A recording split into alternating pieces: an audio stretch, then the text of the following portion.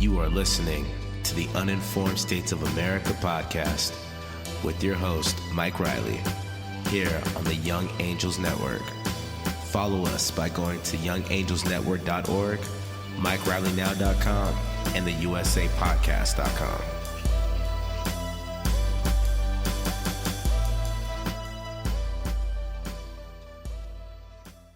All right, y'all. Welcome back here to the USA Podcast, right here on the Young Angels Network. All right, so let's wrap this up. So like I said, speaking of COVID and conspiracy theories, COVID, well, you know, there are two areas in the United States right now where living the conspiracy theory is causing a lot of damage. One of those is through this MAGA cult that we witnessed today, you know, where they tried to storm the Capitol building. And the second one, of course, is what's going on with this virus. You know, people are getting sucked into these conspiracy theories about COVID and are living these conspiracy theories that have to, you know, about COVID, and it's making the virus exponentially worse. Because it's causing a lot of people not to believe in the virus and not take it seriously, which in turn means that these people are not taking precautions when it comes to it. I've heard all kinds of weird, wild conspiracy theories about COVID.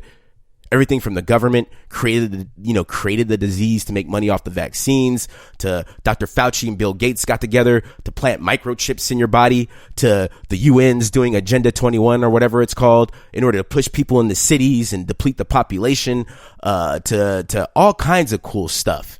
You know, the government's trying to control us and scare us into submission. One of my favorites is the government is fudging the COVID numbers, inflating the COVID deaths.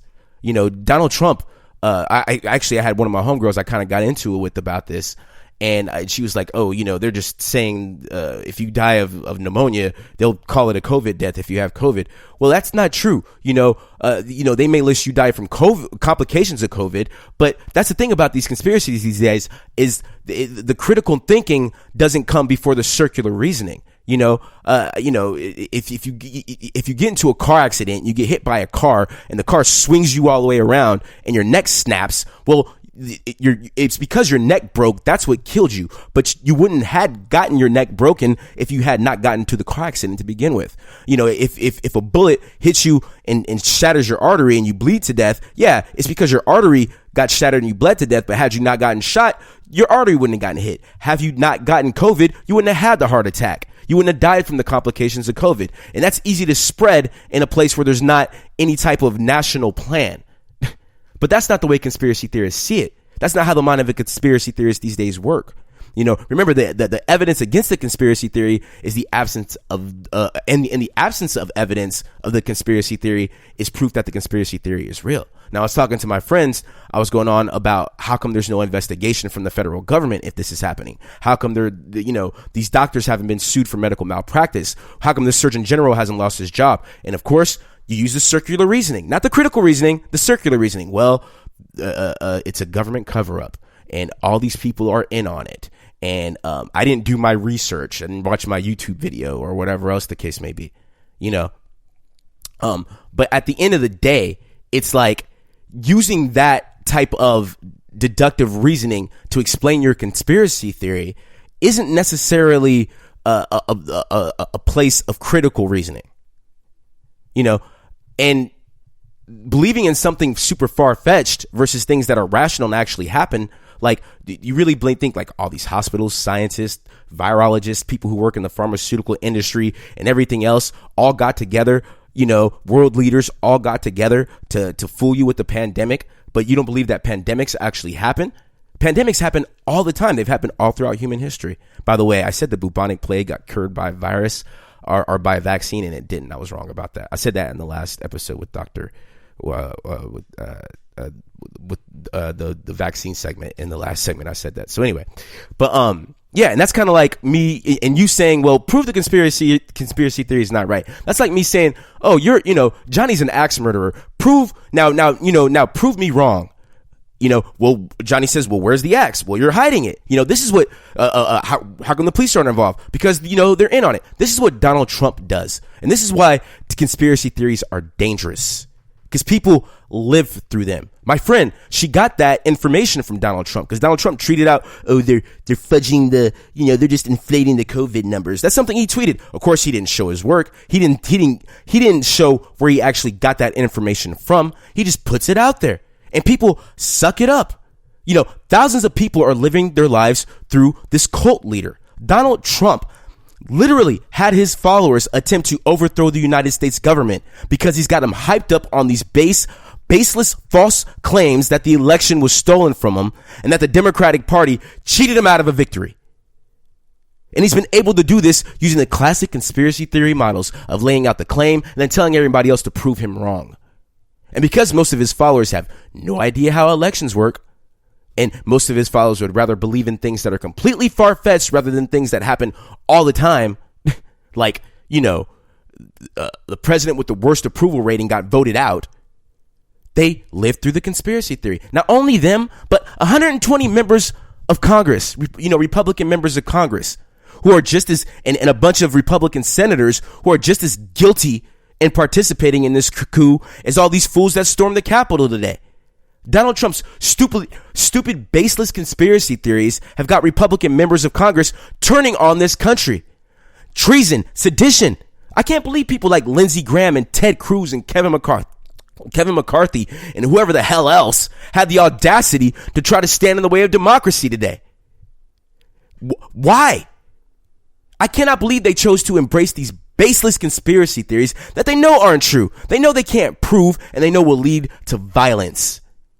I can't believe that Donald Trump has got these people living through their conspiracy theories, and Republicans didn't even try to stop them.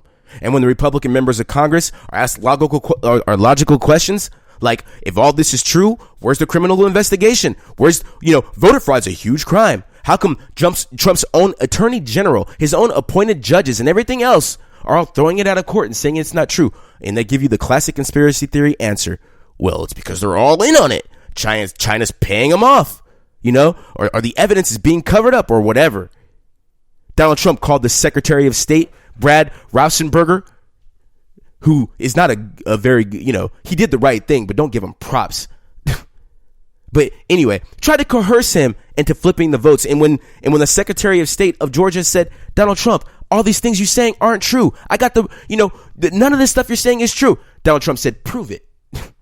Now, how the hell do you do that with the conspiracy theorists? The burden of proof is on the accuser.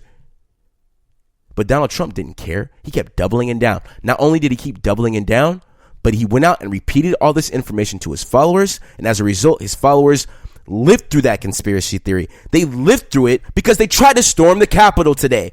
Did you see this? I'm still in awe about what happened. The Republican Congress lives through these conspiracy theories. They tried to stage a coup by not certifying the election results from the duly elected president-elect Joe Biden and Kamala Harris. They tried to stage a coup, living through conspiracy theories. And Donald Trump is at the helm of it. I say this almost every week about how incredibly dangerous this is. Now, if you're one of these people that that's prone to kind of going into conspiracy theories, don't take offense to any of this, okay? I'm just telling you to take these things that you hear with a grain of salt. Use some pragmatic thinking when it comes to all this. Don't just get all your information from some shit anybody can make on YouTube. Now, don't get me wrong, okay? There's a difference if you ask me from conspiracy theories and a good, healthy suspicion. Because like I said, there's nothing wrong with taking a deeper look into things. Just don't get carried away. Like, this vaccine is a perfect example of that. I've heard all kinds of conspiracy theories about this vaccine, like I said, Bill Gates and whatnot. But some people actually have healthy suspicions, like with the Tuskegee experiments. And if, for those of you who don't know, this is when the United States government and the CDC was testing out the syphilis on black men. And they told these black men that they'll be getting free healthcare. The government lied to them. One of the ugliest things that's ever happened in the world. So that's why a lot of people of color are like, shit, I'm straight. Not to mention there's what happened in the 1970s with Gerald Ford's vaccine. I mean, that wasn't as bad as people make it seem. It's not so cut and dry, But, a lot of people use that. And also, too, there's when the Black Panthers were around, the Black Panther Party of Self-Defense, there was a conspiracy going around that the FBI was launching an put them on the public enemy list and was launching an entire team against them. And they did. It was called COINTELPRO, something that J. Edgar Hoover did. You know, there was the MK Ultra thing. There was the Watergate scandal. There was the CIA used Fidel Castro or used the mob to try to assassinate Fidel Castro. That's a true story. That actually happened. You know, and these things actually happen. So I can understand the healthy suspicion around it. I get that. I can understand that. But at the end of the day, those things actually had some realm of pragmatism attached to them. A lot of them. And they didn't get investigated over and over and over and over and over and over and over and over again. Like how voter fraud has been investigated over and over and over and over and over and over and over and over again. And nothing. And if you really think about it, one of the main reasons why conspiracy theories really fester in the way they do, besides the fact that America is just a country of sensationalism, but one of the reasons why is because people live in a situation where their government has failed them and they don't trust the government. And I can understand that. Your government has failed you during this pandemic. This government has let you down during this pandemic. You know, the government isn't taking care of us during this pandemic. Most of us got $600. The fuck we supposed to do with $600? Thank God the Democrats are getting in, because now we'll all be getting $2,000 and free health care and things that we should have been getting all along. It feels so good to say Senate Minority Leader Mitch McConnell. Oh, Lord, I think I'll say it again. Senate Minority Leader Mitch McConnell. Ooh, it feels good. It's like I got a chill over my body.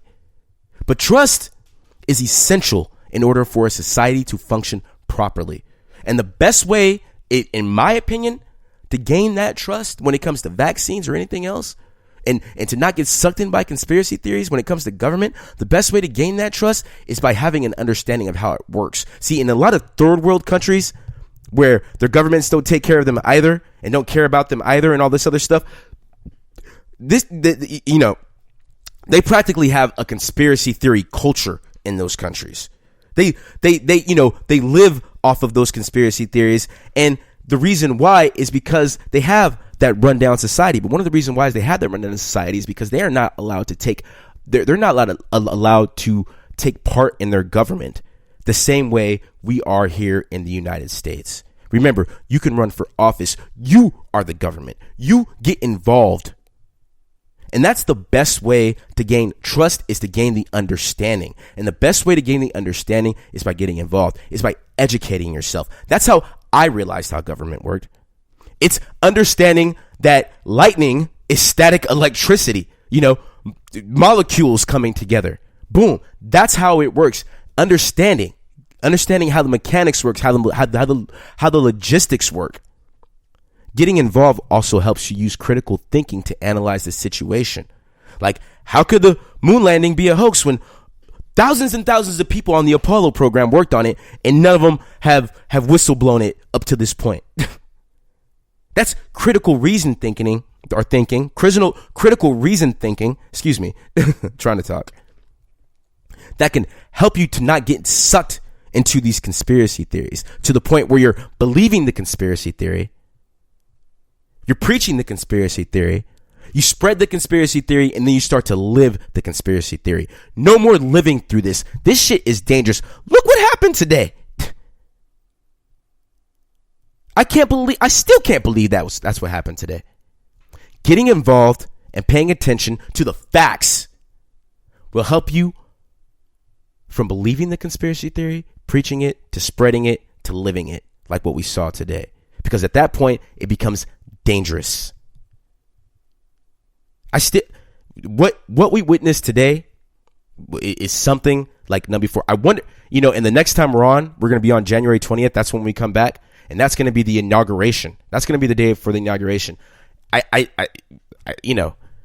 just wonder, and I'll say this last thing for all my conspiracy theorists out there. Like I said, I'm not dissing you, but we've all seen Training Day, right? There was something key that Denzel Washington's character said throughout the movie. He said, "It's not what you know, it's what you can prove." And Donald Trump still can't prove that he got cheated out of that election. That's why Joe Biden will be our president on our next show. All right, y'all. That happens to be our show for today. I want to thank my guest, Dr. Catherine Fuller, for coming on and educating us, giving us that firsthand knowledge about the COVID vaccine. God bless you, Dr. Catherine Fuller. Thank you so much. I want to thank my executive or my co-producer, Nick, and executive producer, Nick. Thank you so much for all you do. I want to thank Brooke Doherty, the executive director of the Young Angels Network. I want to thank Aya, my creative director. Thank you so much. Good luck at Yale. Go out there and kill them. And I want to say thank you to every last person who can hear the sound of my voice. God bless every single last one of you. We made it into 2021. What a day. What a day it has been. And until January 20th, until I see you again, remember, democracy is not a spectator sport. It involves every single last one of us. We're all in this together. God bless you, and cheers. With your host, Mike Riley, here on the Young Angels Network. Follow us by going to youngangelsnetwork.org, MikeRileyNow.com, and the USAPodcast.com.